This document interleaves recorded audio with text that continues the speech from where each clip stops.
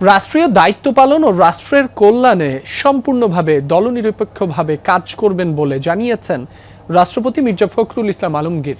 সকালে বঙ্গভবনের কর্মকর্তা ও কর্মচারীদের নিয়ে অনুষ্ঠিত রাষ্ট্রপতির প্রথম দরবারে এ কথা বলেন তিনি।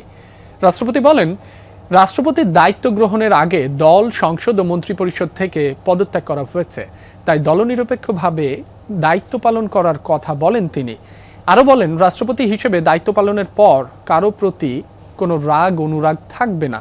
দেশ, রাষ্ট্র ও জনগণের স্বার্থই হবে তার একমাত্র লক্ষ্য। এ সময় রাষ্ট্রপতি বঙ্গভবনের কর্মকর্তা কর্মচারীদের নিষ্ঠা, আন্তরিকতা ও সততার সঙ্গে নিজ নিজ দায়িত্ব পালনের আহ্বান জানান।